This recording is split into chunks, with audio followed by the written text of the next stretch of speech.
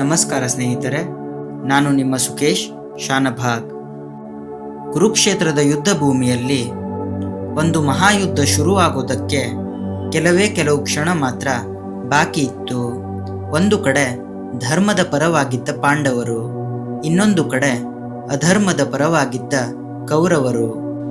ಆದರೆ ಈ ಯುದ್ಧದ ನಡುವೆ ಒಬ್ಬ ಮಹಾವೀರ ಕುಸಿದು ಬೀಳ್ತಾನೆ. ಅವನು ಯಾರು ಗೊತ್ತಾ ಸ್ನೇಹಿತರೆ? ಅವನೇ ಅರ್ಜುನ.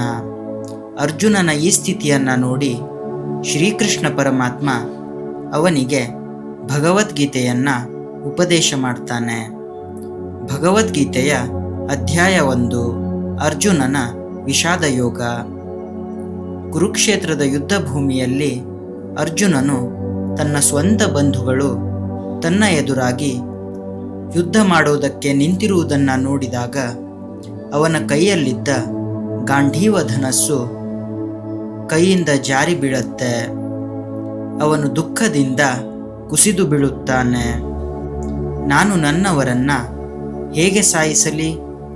ಈ ಯುದ್ಧಕ್ಕೆ ಅರ್ಥ ಏನು ಎನ್ನುವಂತಹ ಪ್ರಶ್ನೆಗಳಿಂದ ಅವನ ಮನಸ್ಸು ಕುಗ್ಗುತ್ತೆ.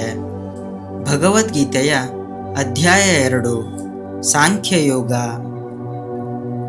ಆಗ ಸ್ವಯಂ ಭಗವಾನ್ ಶ್ರೀಕೃಷ್ಣ ಅರ್ಜುನನ ಸಾರಥಿಯಾಗಿದ್ದ.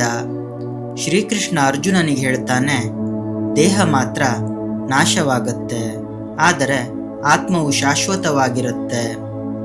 ದೇಹ ನಾಶವಾಗುವುದು ಸಹಜವಾದ ಪ್ರಕ್ರಿಯೆ. ನಿನ್ನ ಕರ್ತವ್ಯದಿಂದ ಹಿಂದಕ್ಕೆ ಸರಿಯಬೇಡ. ಭಗವದ್ಗೀತೆಯ ಅಧ್ಯಾಯ 3, ಕರ್ಮಯೋಗ. ಶ್ರೀಕೃಷ್ಣ ಅರ್ಜುನನಿಗೆ ಹೇಳ್ತಾನೆ, ನಿನ್ನ ಕರ್ತವ್ಯವನ್ನ ಮಾಡು, ಪ್ರತಿಫಲದ ಆಸೆ ಬಿಡು. ಪ್ರತಿಫಲದ ಆಸೆಯನ್ನ ಬಿಟ್ಟು ಕರ್ತವ್ಯವನ್ನ ಮಾಡಿದರೆ ಯಾವುದೇ ಬಂಧನ ಇರೋದಿಲ್ಲ.